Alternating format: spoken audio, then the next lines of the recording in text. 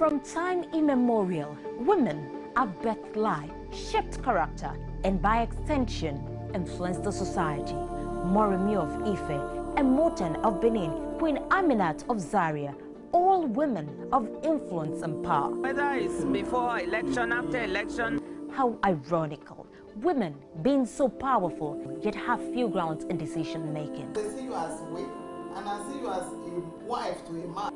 We are talking women in politics. A woman will be bold enough to stand up and say, I want to become president of Nigeria. Only on Core TV News. Quick reminder of our top stories.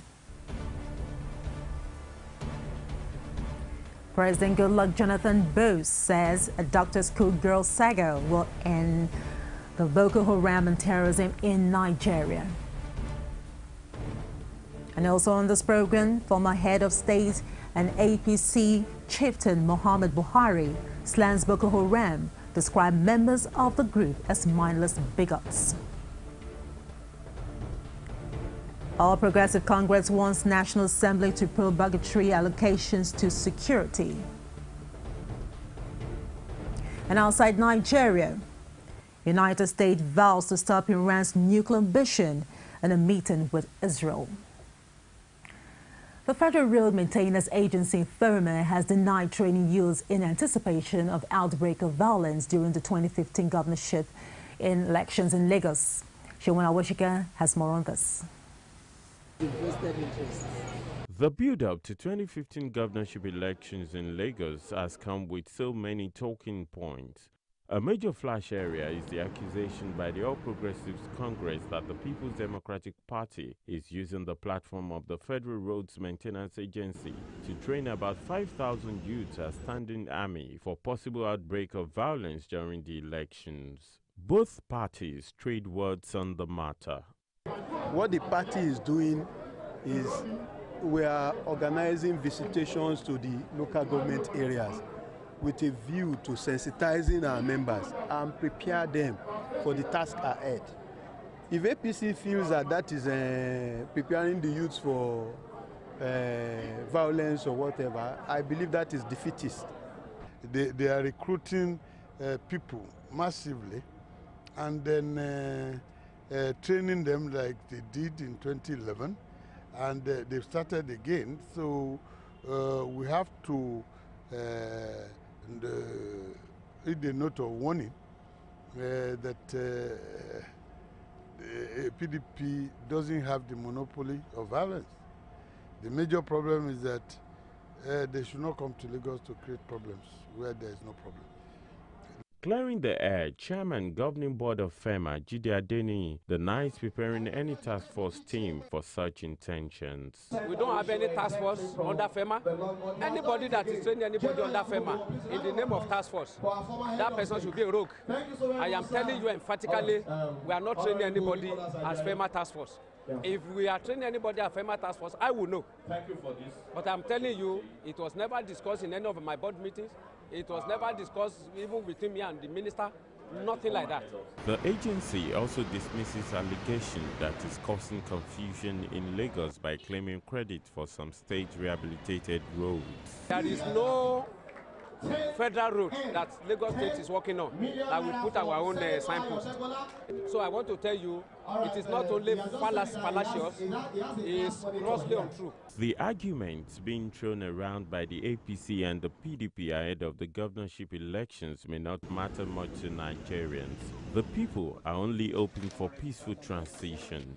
Shewon Awashika, Core TV News, Lagos. The recent privatization of the power sector has led to the downsizing of the former Power Holding Company of Nigeria. The Nigerian Labour Congress, in conjunction with the National Union of Electricity Employees, staged a protest at the Eco Distribution Company in Marina, Lagos. Tomi Ojo was there, and her report is presented from our studio. This crowd comprises electricity workers, labor union members and their leaders protesting the retrenchment of about 27,000 workers of the defunct Power Holding Company of Nigeria. The retrenchment followed the selling off of the company to private owners by the federal government.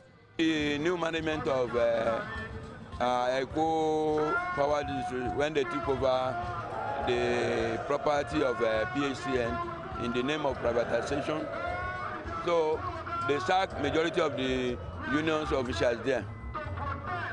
Then some of the people retired were not paid their normal entitlements. So on several occasions we wrote to them. But what they did now was to issue a form to workers to indicate whether they want to belong to a union or not. So we see that one as an act of victimization. The aggrieved workers say the federal government must take some of the blame that led to their predicament.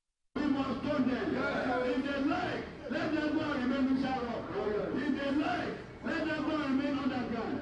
But whenever they come out, we want to show them power belongs to the people. Nigerian people. Nigerian people. Vice President of the National Union of Electricity Employees for Lagos and Ogun State demanded that the government should pay the outstanding severance packages of the workers. On demand, they must give Nigerians light. The reason for privatizing is to give Nigerians light. So they must give Nigerians light. Number two demand, the labor leaders that have been victimized out of service for no just cause, they must recall them.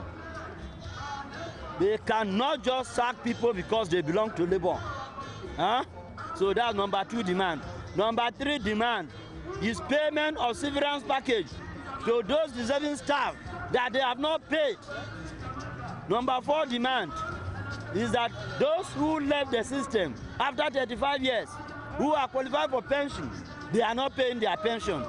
Federal government have yet to pay us 16 months arrears. 16 months from July 2012 to October 2013. They need to pay. You understand? To the last cover, and that's the reason why we are agitating. Nobody can deunionize us. We are Nigerians. We stay in this country, and nobody can treat us like a slave in our country. Biodun Aremu, who led the protest, says that these mass layoffs could birth militancy and terrorism, which the country is currently fighting against.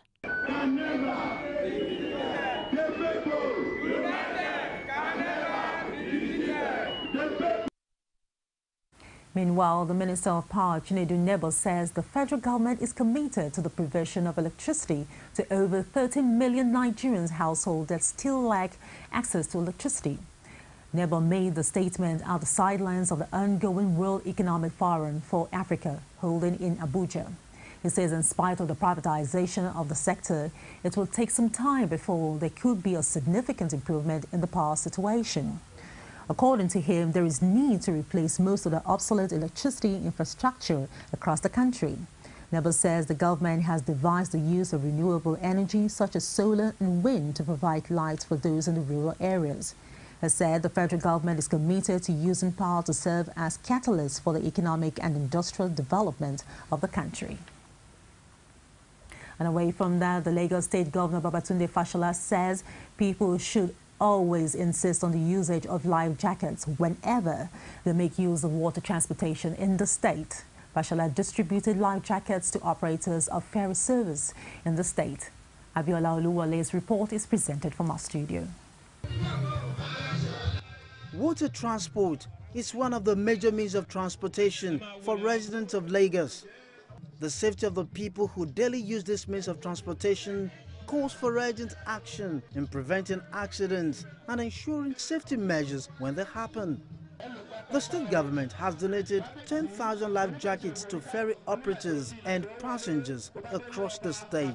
At the handover of the first set of 2,000 of the jackets at Ebute Ojo, Jetty, Ojo local government area, Governor Fashola says compulsory usage of the jackets must be adhered to.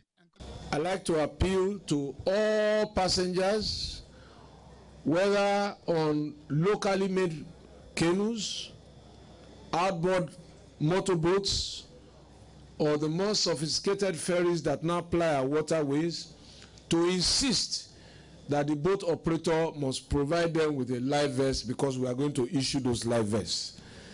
And all operators must also insist that every passenger on their boat must wear that life vest or disembark the passenger. This is all about safety. After the commissioning of the vests, Fashola proceeded to inspect the ongoing 35 and 41 blocks of flats, popularly known as Lagos Homes Project in Ajara and Igodo, respectively. And on health matters, the Association of Medical Ultrasound Practitioners of Nigeria held its maiden annual conference and scientific workshop at the Medical Library Complex, Yaba, Lagos. The conference is tagged Ultrasound in Clinical Emergency. Tamina Amy Speedy Bote was there and now reports. The conference was attended by ultrasound experts, specialists in sonology, gynecology and radiology who daily use ultrasound in diagnosing ailments. Contrary to general belief that ultrasound is only used by expectant mothers, the provost, Lagos State University Teaching Hospital and guest speaker at the conference, Bolawo Awosonya, says there is a need for practitioners to embark on training and retraining. We want those who are going to use this imaging modality to be well trained so as to reduce the mortality and morbidity of the cause of that acute abdomen. Because what we have is when people are poorly trained, you have a lot of misdiagnosis, and therefore a delay in management when necessary. The efficiency and effectiveness of ultrasound was elaborated as one of the inexpensive methods of diagnosing sicknesses, especially in abdominal diseases. The abdomen is where the abdomen contains so many organs. In fact, it's the engine room of the body. You have the stomach, you have everything. So when the abdomen is sick, you don't know where the sickness is coming from. So in order to elucidate the illness, the cheapest, the most affordable, the reproducible type of investigation that you use is ultrasound. This ultrasound in diagnosis is very effective. One is cheap, two is readily available and accessible, and it helps in diagnosis of most ailments. In fact, in most cases, it could be the first line of diagnosis. Sometimes it's complementary to other imaging modalities in the diagnosis of disease. Participants at the conference urged the government to make efforts in providing more equipment in hospitals. Government also should, try as much as possible to move with times. Equipment for ultrasound diagnosis in government hospitals should be revolutionized. A situation where you are using an equipment for 5 years, its resolution is gone. It's not useful to the patient, it's not useful to the community. Government should be alive to its responsibilities to equip and re-equip government hospitals as at when due, so as to achieve the maximum of global health for all. Despite the fact that the government is also trying in this area, you see, government, if you've heard of the equipment modernization of various hospitals in the country, which government has embarked on, so we also encourage them to continue in that regard, to ensure that most of our hospitals, especially those in the primary and secondary tiers of government or tiers of care, have adequate facilities for mostly diagnosis and treatment of common diseases that affect our people. That will ensure that our people are well taken care of and they live longer and also contribute in the development of the country.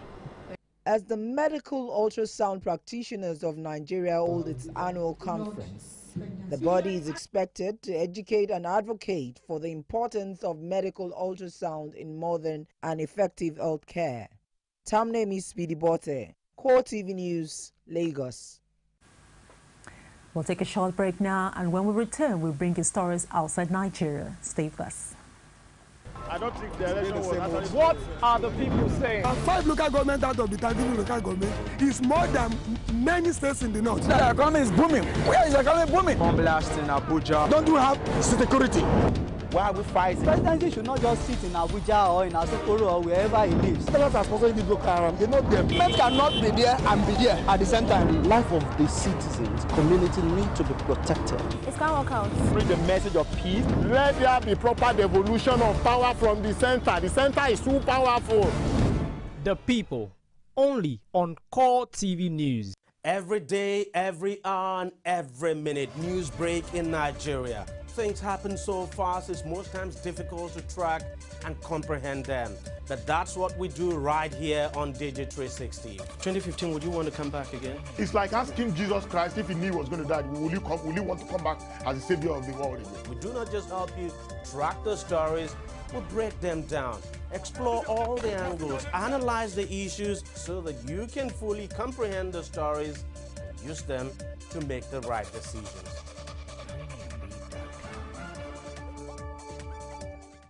From time immemorial, women have birthed life, shaped character, and by extension, influenced the society. Moremi of Ife, Emoten of Benin, Queen Aminat of Zaria, all women of influence and power. Whether it's before election, after election. How ironical. Women being so powerful, yet have few grounds in decision making. They see you as a wife, and I see you as a wife to a man. We are talking women in politics. A woman will be bold enough to stand up and say, I want to become president of Nigeria. Only on Core TV News.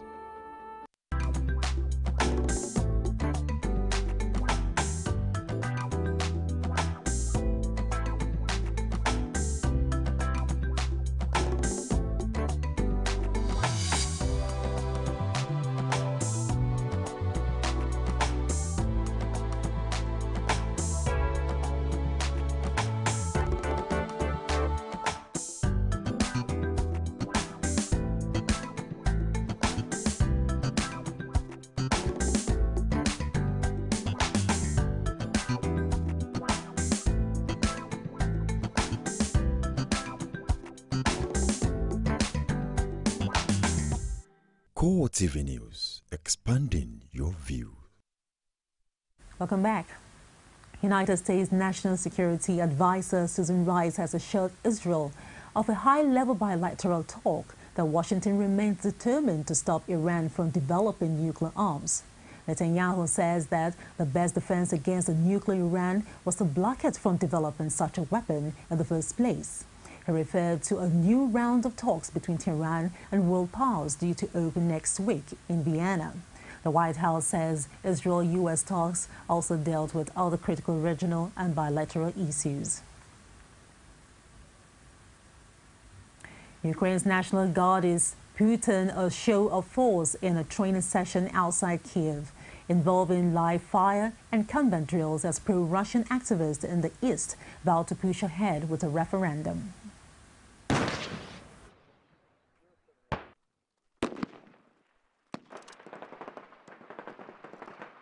It's all about big political problem, but I don't really care about that. I just here to protect my lands because that's my lands.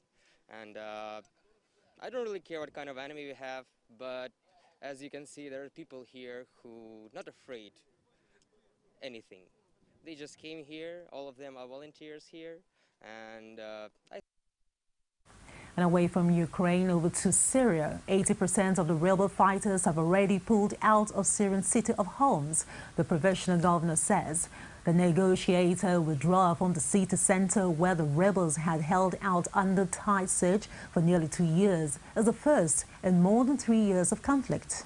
It leaves rebels confined to a single district in the outskirts of a city that was for long an iconic bastion of the uprising, and Governor Talal Barazi says negotiations were well advanced for the rebels to leave their neighborhood in the coming weeks.